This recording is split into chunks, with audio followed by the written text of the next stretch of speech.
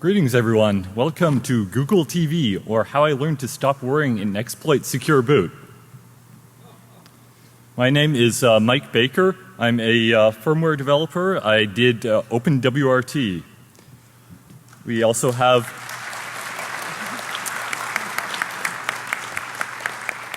Hans Nielsen, who's a senior security consultant at Montisano. We have CJ Hears, an IT systems administrator. Gynophage, I believe he's out running CTF right now. And we have Tom Dwanger in the audience. And, yeah, stand up, Tom. And we have Amir Edmada, who's a researcher at Accuvant Labs and also the founder of the GTV Hacker Group. So GTV Hacker is a group of about 6 hackers that hack into the Google TV line of products. Our primary goal is to bypass the hardware and software restrictions and open up the device. The GTV Hacker team was the first to exploit the Google TV and won a $500 bounty.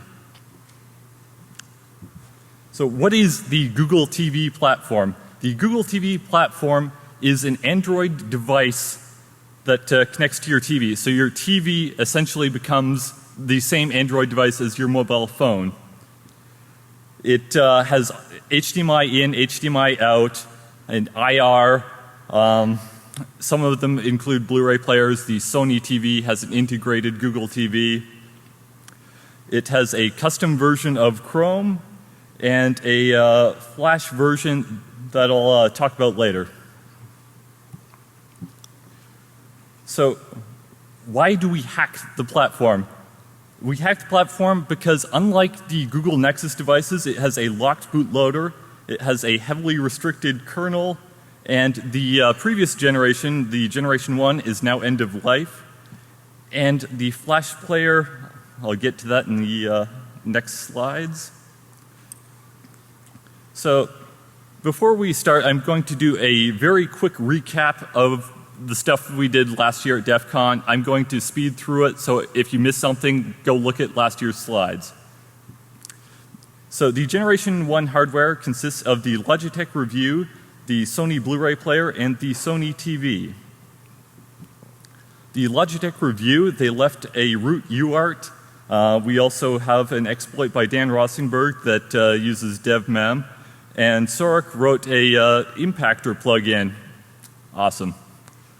So the Sony, similar situation. It has a no-dev bug.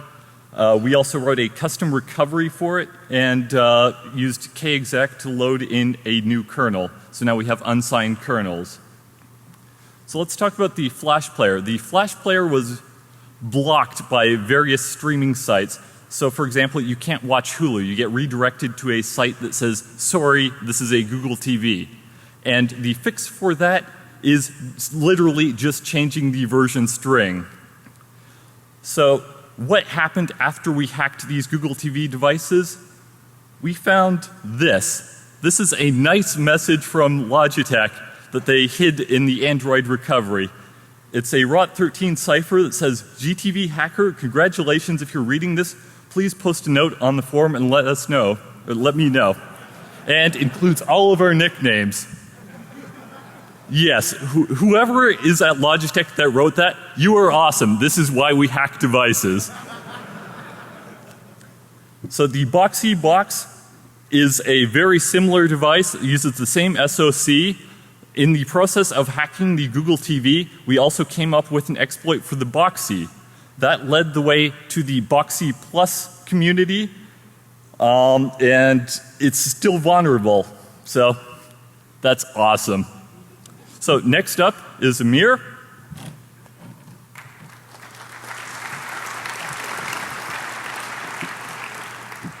Hi everyone. I'm going to continue the presentation. My section regards Gen 2 hardware and one of the first O-Days we're going to release for the platform, Gen 2 at least. So Gen 2 hardware, we have a multitude of devices. They increased the amount of devices they had by like a factor of 2. And I guess they were going to increase the market share, but essentially you have the Korean LG U plus the ASUS Cube, the LG 47 G2 and G3, the Netgear Prime, the Sony NS GS7, GS8, the Hisense Pulse, and the Vizio CoStar. They have a similar hardware design throughout most of the generation, short of the LG 47, G2, and G3. Generation 2 features a Marvell 88DE 3100 based chipset. It's an ARM dual 1.2 gigahertz processor dubbed the Armada 1500. It features an on-die crypto processor with separate memory, and it does secure boot from ROM via RSA verification and AES decryption. This particular slide, there's not a whole lot that you really need to pull from this. It was just directly from their marketing stuff for the chip. Yeah, it's just here to show you kind of how they pride the chipset itself. Skip the placeholder apparently. So platform information. The newest version of GTV is currently on Android 3.2. There was no public vulnerabilities that worked up until a week ago, maybe a week plus, when the master key vulnerability and the key signing bugs were big news. And Impactor wrote his amazing tool, or Sark wrote his amazing tool, Impactor. It is not a Bionic libc setup. It's a fat glibc setup, and it doesn't support Android native libraries currently. So Gen 1 was an Intel CE4150, which is an x86 single core Atom 1.2 gigahertz. Gen 2 is a Marvell Armada 1500 dual core ARM 1.2 gigahertz, so they switched from x86 to ARM. Android 4.2 incoming for Gen 2 adds native libraries and Bionic libc from what we've heard in the rumor mills. So I'm going to go through these next devices pretty quickly because it's all public information. I'm sure you guys don't really care too much. 8 gigabyte eMMC flash inside of the Sony NSZ GS7. It has the best remote, so if you're going to buy a Google TV, we probably recommend this one. Hard to recommend Sony. Larger form factor than some of the other Google TV devices, and it has built-in IR blasters, which sounds like something that would be throughout the entire platform, but it's sadly not. The Vizio CoStar features a smaller form factor, no voice search, a custom launcher, $99 MSRP, and updates are actually done through update logic as opposed to the standard Android check-in system. It's common in all Vizio devices. So the Hisense Pulse has the second best remote in our opinion. It was launched with ADB running as root when it first was released, so if you pick one up before it's actually updated, you could just ADB in, ADB root, and ADB has root privileges. So it was patched shortly after, and it has a $99 MSRP. With ADB root, there was also a UART root setup, I guess for debugging and whatnot, and they had RO debuggable set as 1. So ADB root was all you really needed if you wanted a software root, but if you wanted to have some fun, connect your UART adapters that we give you after this, you could technically connect to that pinout that's right up there. Again, we'll have a select number of USB TTL adapters. So the Netgear Neo TV Prime has a horrible remote. It's $129 MSRP. We had 2 exploits for it. One was real. One was technically an oversight, at least in our opinion. The oversight was that they went ahead and put the console to start up on UART regardless of what ro.secure was set as. ro.secure is set for if they're in a debug environment, they'll set ro.secure to 0. And if they're not in a debug environment, they'll set it ro.secure to 1 for just setting up special lockdowns. Then we did the Neo TV Prime root, which was essentially a exploit that leveraged the update system on the Netgear Neo TV Prime. Essentially, the process involves checking if persist.radio.testmode is enabled, and if it is, it extracts a testmode.tgz from a USB drive to /temp. And then it just straight executes a shell script from that file. So you run it, you get local command execution fairly easily with just a thumb drive with a special TGC file and shell script. So then the ASUS Cube, it's the same generation 2 hardware, horrible remote again, $139 MSRP, but we really like this box because of this next part, Cube root. So we had a lot of fun with this. We hadn't actually done an Android APK that actually leveraged one of our exploits up until this point. So it was really neat to be able to put this together. and kind of certain members were a big portion of this. So this was great because we created an app that not only exploits, but it patches your ASUS Cube, because our whole fear was that releasing an exploit into the market, if someone else takes a look at it, they could, put it in their own app and, root all your Google TVs. So we set it up so that it can do patching and it can do rooting. But essentially how it worked is it exploited a helper app called oplay helper via a world writable Unix domain socket. The helper application passed unsanitized input to the mount command, resulting in local command execution. We triggered the vulnerability from Android APK that just literally showed network permissions, and it was point-click pwn. We added it to the Google Play Store just for fun. So with that being said, it was pulled by Google after 6 days. We rooted around 256 boxes, including one engineer build, which was pretty cool. And it took 2 months for them to actually patch it. So, with 6 days in the market, can you imagine the type of damage someone could have actually done if they were trying to be malicious and not just help people unlock their devices? So then we got to the O day that I told you guys about. We've been using this bug for a while to do our investigations on new devices and research on new devices to kind of just see how things are set up. So this is kind of something that's near and dear to us because it's worked on the entire platform to date. So what it is we call it the Magic USB. We just like saying magic because we're on the Penn and Teller stage, I guess. So if you recall our past exploits with the Sony Gen 1 GTV, it required 4 USBs. You could narrow down the number to a lot lower, but you had to have a bunch of different images for the USB drive. And it leveraged an improperly mounted EXT3 drive that was mounted without NoDev. So this is pretty similar to that. It's NTFS, but it's not, and it's not done in recovery, but it's just as powerful. So all Google TVs and some other Android devices are vulnerable. What this bug is actually I'll get to that in the next slide. The way that this is set up, it requires a user to have an NTFS removable storage device. It requires the devices to be mounted no dev when you plug it in, so you can easily just run mount and see if it's no dev. And so it affects more than just Android. It affects certain kernel configurations, or certain Linux configurations. So with this particular setup, Vold mounts NTFS partitions without no dev, and it's a little known feature. It does support block devices. So our Magic USB, essentially the process is that you get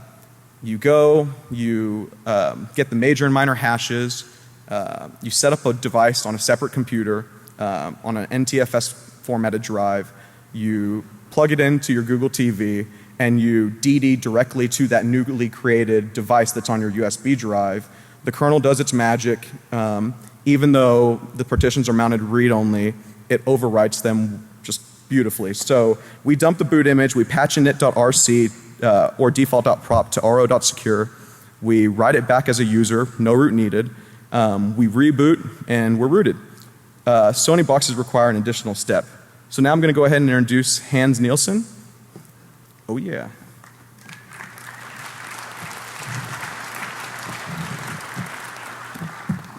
Hello, I'm Hans. So one thing that we really love doing here at GTV Hacker is we like taking things apart and then we like soldering little wires to things. It tickles something deep in our brain that makes us feel very, very good. So there's a few platforms out there, some interesting Google TV platforms. One of them is this TV that's made by LG. It's an interesting implementation of the platform. They use a different chip than the rest of the Gen 2 Google TVs. It has a custom chip called the ARM L9. It's a custom LG SoC that they use in it. LG also signed pretty much everything in terms of images on the flash file system, including the boot splash images. So this platform has always kind of eluded us. It's in a full 47-inch LCD TV, and it's very upmarket because it's a Google TV. It's cool. So this thing's over $1,000, and we really didn't want to spend $1,000 on it. So what are we going to do? Well, I mean, we like taking things apart. We like putting things back together, so we did the next best thing, which was on eBay, we just bought a power supply and a motherboard from the TV. We didn't actually buy the rest of the TV, and it turns out you can get that for not that much. So as soon as we had this, we did that thing that we love so much. We soldered some wires to it. So this hardware is based around that LG SoC, and the storage it uses on this is it uses an eMMC flash chip. So it's very similar to an SD card. It just has a few extra little bits that allow for secure boot storage and other stuff like that. But essentially what it allows us to do is that we can just solder, very few number of wires to this thing and hook it up directly to an SD card reader. And with that SD card reader, we can read and write from the flash on the device at will. No issues here. So like most devices will have a NAND chip. It's much trickier to write those. They have a lot more pins. The interface is, there just aren't as many common available pieces of hardware to read that for you. But SD, everyone has an SD reader. So to actually root this thing, we spent a while just digging through the file system, seeing what is here, how can we pull stuff apart. At OX 100,000 hex, we found the partition information that tells us where each of the different partitions that are used in this device are. So what we did now was we just went through each of the partitions looking for, okay, is this one signed? Can we do anything with it? Is there fun stuff here? So one of the more interesting partitions, as usual, is system, because that contains the majority of the files used to actually run Google TV. That's where all the APKs live. That's where all the libc lives. So like we said, all of the file system stuff was signed pretty much. But it turns out that they did not sign the system image. So once we figured that out, it was just a matter of unpacking the system image, figuring out what in that system image gets quickly called by the bootloader, and then messing with it. So it turns out that the boot partition, you can see on the right side here, there is part of the boot scripts. At the bottom, it calls this vendor bin init4strip.sh. So that's on system. So we just replaced that file to spawn a shell, connected a UART. Again, we love soldering wires to things. And there we go. Then we have root.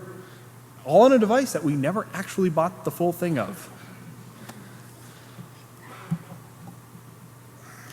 So another device that we did this to was the Sony NSZ GS7 and GS8. They also went with this eMMC flash interface. So on this platform, neither boot nor system were signed. So just a matter of rewriting those partitions. So the first thing that we did is the usual way to do this in Android is you modify the boot properties to say, okay, ro.secure is 0. So that you can just straight up ADB to the device and everything will just be great, easy, simple. But we did that and it didn't work.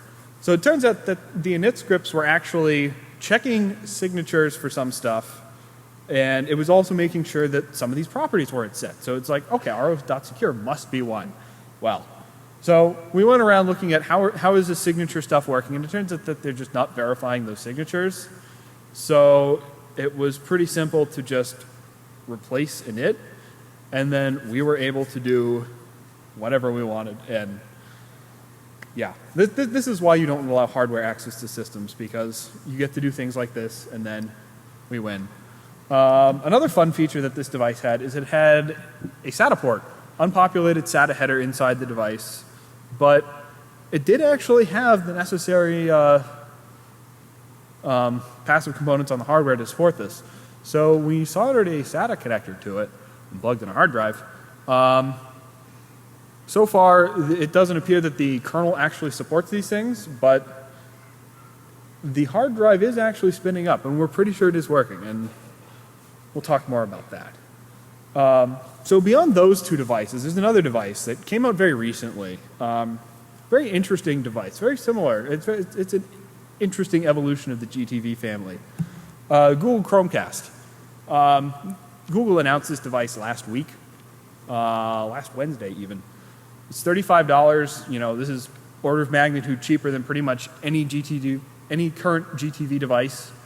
It doesn't have the same in and out for HDMI that all the other GTV devices do. It just straight up, you plug it into the TV, and then you power it from a USB cable, and boom, you have something that you can use to share videos. It's actually a really awesome device, and we think it's very cool.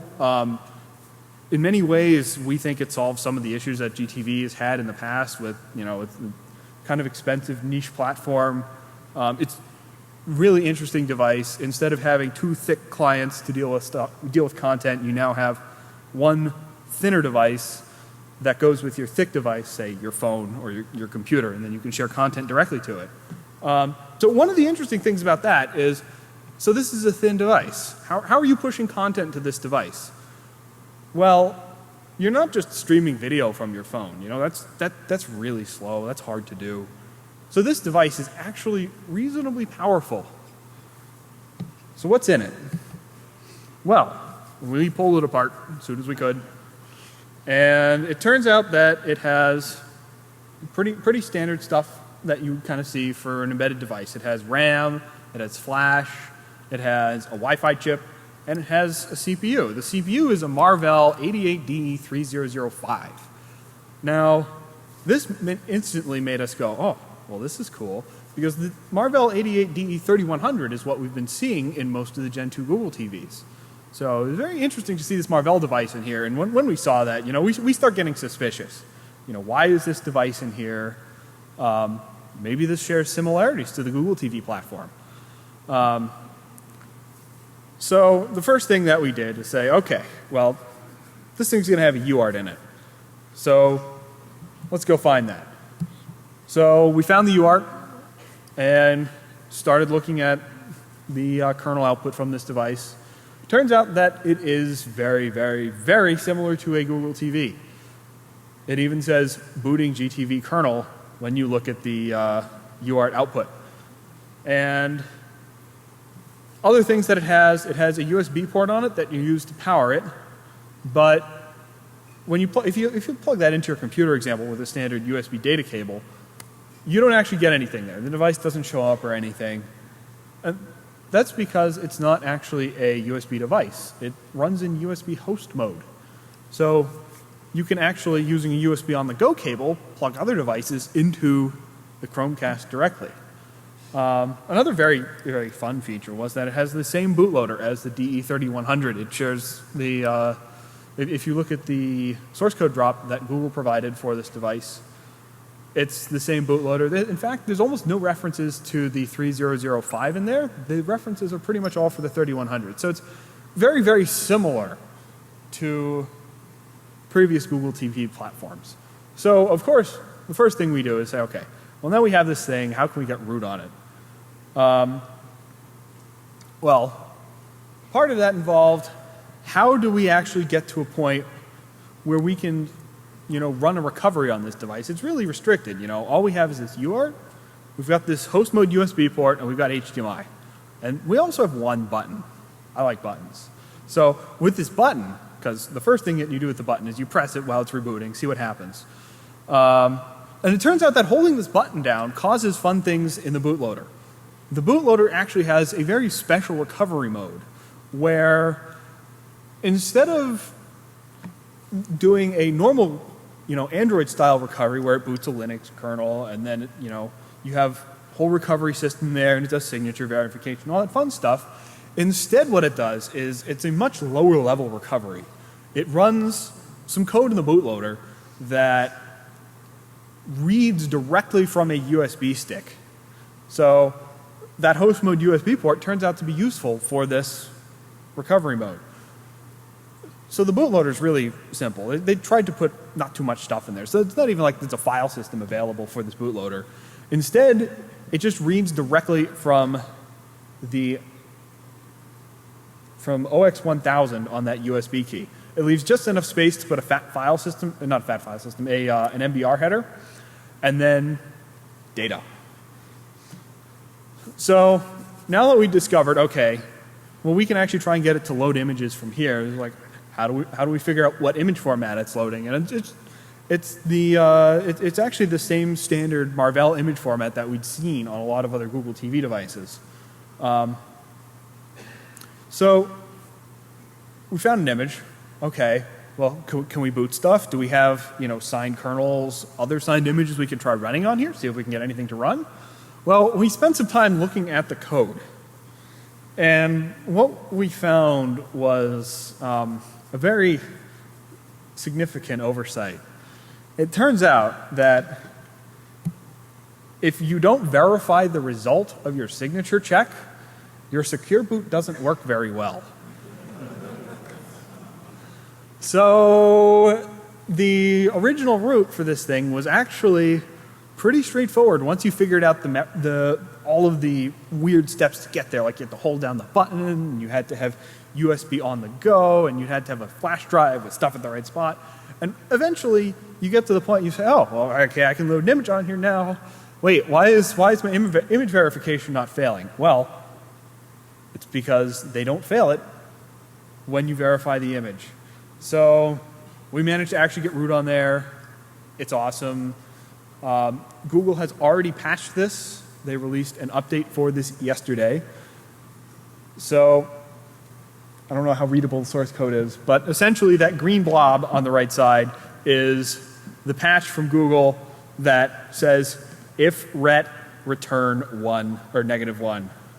So they patched that. We're a little sad, but we are looking into, excuse me. So we have a little tradition at DEFCON. First time speakers get to do a shot on stage.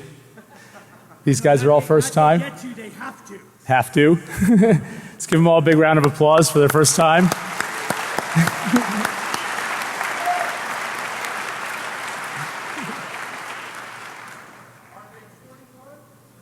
Yes. No, just one shot, not 21 shots. They have to be able to finish.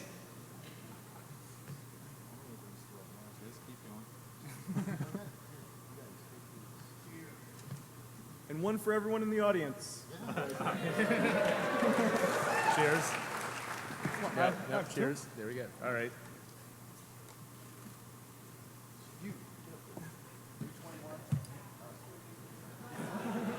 No, but you know what? wife would do it. That's a wife right there. Yes. Notice I didn't say the wife, that is a wife. Very important. All right. Cheers. Cheers.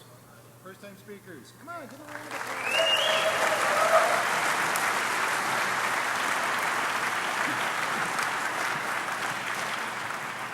applause. Now we'll see if they can keep going with the presentation and pick up where they left off. I'm not that much of a lightweight. There you go.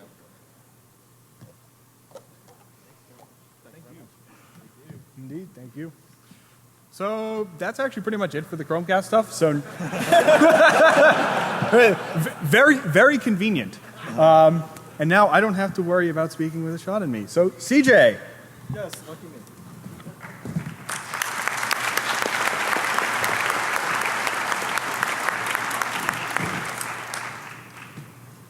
So now, my introduction, lovely picture. We have root through the NTFS trick. It works great, we can write whatever we want. But relating back to the SATA header, we want more. We want to run our own kernels, we don't like locked bootloaders. So, secure boot exploit. Let's actually make it work. And this time they did, I promise you, they checked the return code, so it's a bit more real of an exploit. So to start off, there was the Armada 1000, which was the 88DE3010, the older version of the Armada 1500, or the 88DE3100. Now, very similar chips, just the 88DE3100 was a bit faster. So we believe that this exploit should also work on pretty much every Android-based Armada 1000 because the bootloader was provided by Marvel to whoever wanted it, and the flaw is in that. So list of devices it should work on. Left-hand side, the Sony NSC GS7, the Netgear Neo TV Prime, Vizio CoStar, Hisense Pulse, Asus Cube, the Sony NSC GS8, the LG U+ IPTV, Google's Berlin development device, which is very similar to the Vizio CoStar. Also devices we believe it should work on but haven't tested because we don't have them. The Zero Desktop Me PC, which is coming out in about 2 or 3 weeks, so they could patch it by then. The Hisense XT780 TV, which should be out any moment. Might also patch it, but sometimes they don't because it's already being produced. The Lenovo S31/S61 TV, which is available in China, the TCL Movo that should be out soon, and others. There may be other vendors using this chip that we're unaware of. So for a detailed security overview of how the entire system boots, starting from the internal secure crypto subprocessor, the box will power on, it will then execute the ROM code that's built into it, and it will load stage 2. Stage 2 exists either on NAND, eMMC, or over SPI. But when it loads it in, it will first AES decrypt it with a key that's stored inside the CPU, and then it will RSA verify it with its own public-private key pair. You know, RSA file sign, private, public, everybody knows how that works. So if it decrypts and verifies successfully, it will then return, it will actually have a return code, and it will return a 1 or a 0 depending on how it boots, and it will either fail or continue. Sorry, I'll slow down. All right. I'll take a sip. Hold on. Another shot. Oh.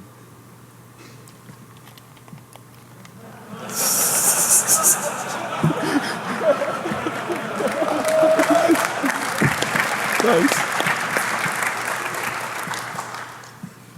So next up, stage 2 will then execute. So assuming it verifies, it starts up.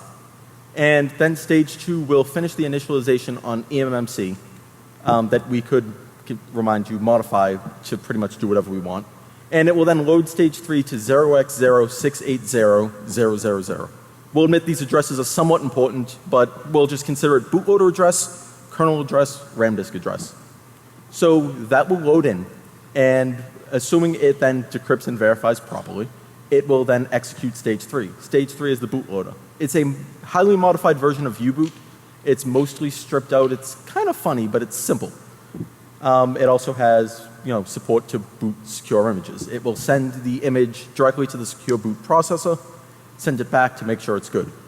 So upon execution, it will then load the kernel to 0x01000800. Assuming then, again, it decrypts, it verifies, and it's all good, and it returns a value that it checks. It will then continue to load the RAM disk to 0x, I think that's about 2 million or so. We'll call it the RAM disk address. Once that's done, it will then execute the kernel. The kernel in the command lines that are set inside the bootloader will then set a hash to check the init script to ensure that the init binary hasn't been tampered with, due to the RSA sig checking that was somehow broken. Then it will then verify the RSA signatures on the init scripts, which we know don't work, but I'm sure they probably will work within about a week. But back to the UART, which keep in mind we are giving away UART adapters right after this. They're kind of pointy, but they're free. So pulling it up, all the boxes have a UART, and we can see they have the start kernel at 0100800000. So again, keep that address in mind. It is important. A lot of data to throw at you, but it will work. So this is a picture of the Android kernel and Marvel secure image. Normal Android header with the Android magic, then has some kernel arguments which it doesn't use, then some encrypted gunk below it. So keep that Android header, kernel header in mind. Now if you take a look at AOSP's bootimage.h, you have a struct for the kernel header itself. Character magic, Android with the exclamation point. Then you have the kernel size, kernel address, RAM disk size, RAM disk address, second size, second address, SHA1 hash, some of the stuff that's not really relevant right now. I'm going to pull up a mocked version of this image and give you a minute to review while I take a sip of this. Oh. So the mocked up version of the Android kernel and Marvel secure image. Top left you have your Android magic. Keep in mind these slides will be posted up maybe in about an hour on dc21.gtvhacker.com with all of the files. We'll get the stuff up on the wiki rather shortly thereafter. Can't really trust the network here, so we might wait until Monday when we're back home. But getting back to this, Android magic, then kernel size, then we have the kernel load address. After the kernel load address, we have the RAM disk size, the RAM disk load address. Then we have the kernel load arguments, which surprisingly are replaced on boot. When we initially started trying to get into this box, we dumped the image, noticed the Android kernel header, we figured we could mess around with command lines. It might work. Tried that, but we wanted to fail safe, so we went with the eMMC flash backup. That wasn't, we were able to replace the kernel arguments, but it still wasn't changing. So we figured they were replaced somehow, which they were. Then there's an SHA-1 hash, which surprisingly we can alter and it will still boot. It does not check that. Followed by that is the actual Marvel secure image, which includes a key index, a signature, an encrypted data size, then an RSA 1024-bit signature, followed by AES 128 CBC encrypted data. So they're not messing around. But let's take a second look at that header. The RAM disk size and the RAM disk load address. In the red is the RAM disk size, the black is the RAM disk load address. What we can do, for some idiotic reason, they do not verify the RAM disk load address. So we can change it to whatever we want and it will execute our code, especially if we place it right where the kernel should be loading. This loads in right after the kernel, and since we changed the RAM disk load address, we can then replace the RAM disk with our own unsigned kernel with SATA support or whatever we want, jam it in there. When we boot the box, it will automatically boot up to that. So some pseudocode of what the bootloader code looks like. We have a fixed kernel load address. It does an eMMC read about line 4, some printfs. Then it does a, we thought this was load image. It turns out it's verify image. A verify image on the kernel image itself. And it actually has an if to check the return code. It does, if else. But if you notice, after the return, it will then load the RAM disk. It'll check the RAM disk header size to see what it is, and if it's actually set to something, it will then load in an arbitrary amount of data at whatever address we give it, which horribly insecure because of that, we're able to own the box. Now, for the Sony NSC GS7, it was a bit different. Sony went above and beyond with its security. They also signed the RAM disk image, so we couldn't just replace it. However, what we could do is add a small kernel and append it with our RAM disk, which was a custom kernel, and stick that into the RAM disk location, and then just offset the RAM disk load address. So instead of 010008,000, we could set it to say 0100098000 or something, and then we could still get our hacked kernel to load in at just the right address and still execute. Sony's made quite a few blunders like this, trying to improve security. I don't know what's up. So placeholder image, and now U-boot. We can, through this exploit, which we are releasing these packages for most Google TVs right now, you can also trigger and run U-boot, which will let you load an unsigned kernel image directly from USB, TFTP, or you could modify the source code to wherever you want. The Asus Cubes GPL release had a version of U-boot that we're able to modify and then get it to execute with no issues. And we could load a kernel via TFTP, as I said, flash, or USB for development. So I'm going to skip this future research this time and show you guys a quick demo. And I messed that up. Thank you. I don't use Macs. Where's my mouse? Thank you. So we're also going to show a quick, come on. I look totally computer. Seriously? Fix me. Nice. Gotta skip the image. There we go. We're going to hide this. So what we're doing right now, There's nothing on the screen. really? Yeah. Do this. Hey, this is your computer, not mine. Thanks for that. Yeah, this blame isn't totally on me. Blaming you too. Oh, that's awesome. No, there you go. Move it to your right. Move it to your right. Yay! Let's get a round of sound for everyone in the audience. Sweet. So you're probably not going to be able to make this out. It's going to be on YouTube probably when we're off the stage. Just check out our GTV Hacker channel. What we're doing right now, we're pulling up Asus Cube. We're going to do the NTFS exploit. We wrote two character devices, block or character, onto an NTFS flash drive. Then we stuck it inside the Asus Cube, and what we're going to do right now is run flash erase on the normal one that doesn't work since we don't have root permissions, and then run flash erase and NAND write on our modified version to then insert a custom recovery that we created. Keep in mind our custom recovery is rather thin. It's not like we can just port CWM to it and call it a day, because CWM's frame buffer uses Android's frame buffer, which the Google TV boxes do not have. The Google TV boxes have a very specific custom version, which is idiotic. So right now it's showing it being written and erased, and we'll give that a moment. And watch blurry text while we listen to an old Model M keyboard rattle away.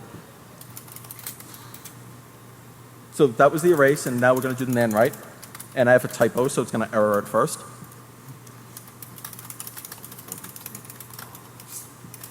Yeah, this took many, many takes because I do not know how to use a camera.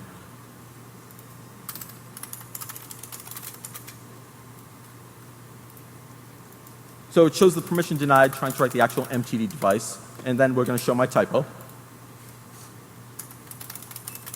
And honestly, I do not know what I mistyped, but something happened. So there's the error. Now we're going to do the actual write of the custom recovery we created.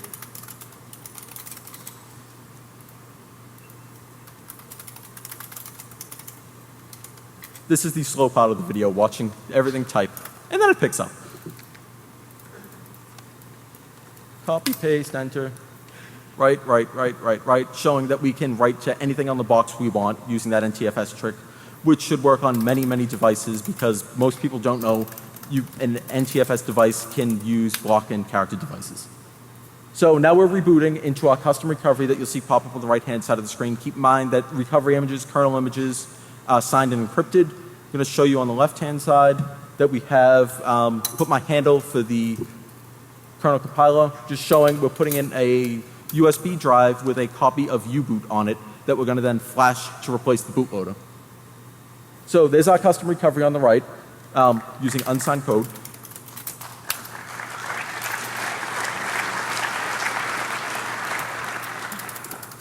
And now, scrolling all the way to the top, we did a BusyBox ID just so we have root over UART. There's also root over ADB, and if you want, you can modify it to whatever else you want.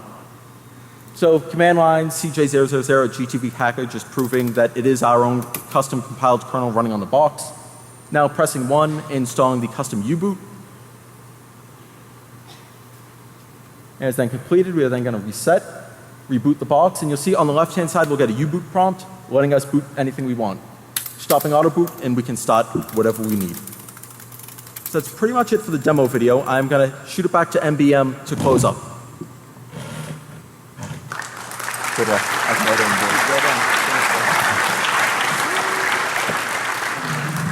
So links to everything that we've covered in this presentation is at dc21.gtvhacker.com. We thank you all for attending, and we're going to hand out some UART adapters. We're looking for questions. That people who ask questions will get priority on UART adapters, and then after that we'll just hand out whatever's left. So if we could get some quick questions, anyone? Right here? What experience do you have getting apps that are not designed for Google TV to run on like regular Android apps? He said, what experience do we have getting Android applications that are not built for the Google TV with native code to run on the Google TV? I actually did put together a native development kit for Google TV, but it's not in a good state that I'd feel comfortable releasing. I built a ConnectBox APK with just some, like it does very minimal, like it uses very minimal native code, but it works. I tested the native code, it works fine. If anyone in the community wants to step forward and, you know, help out with that, we'd appreciate it. If you want to come grab your dongle. Anyone else? Anyone else? Right here? It's very pointy. Can you say that again?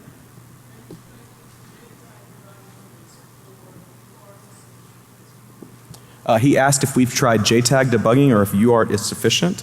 UART has been sufficient up until this point. I mean, we've looked at some of the JTAG pinouts, but we haven't made a whole lot of progress with them. In the Gen 1 we did.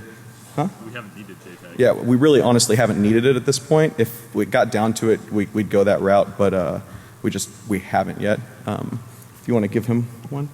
Anyone? Next question? Right here? He asked, besides Hulu, what other content providers have we had issues with? CBS, Fox, just miscellaneous Flash streaming sites. It's actually kind of ridiculous the number of people who actually choose to block us or block Google TV in general. If you want to. He asked how many have we had success bypassing their mitigations. All of them. Essentially, we just mimic the desktop Flash setup. So if you want to give him one. I think we're running low on time. So let me get like one or two more questions. Yeah. Okay. Like guy in the red shirt, and then we'll get the guy in the black shirt that's behind him.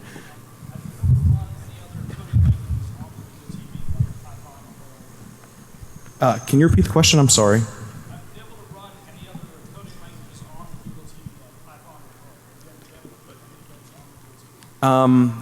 It hasn't been something, he asked if we've tried to get Python or Perl or any other coding, scripting languages on the box.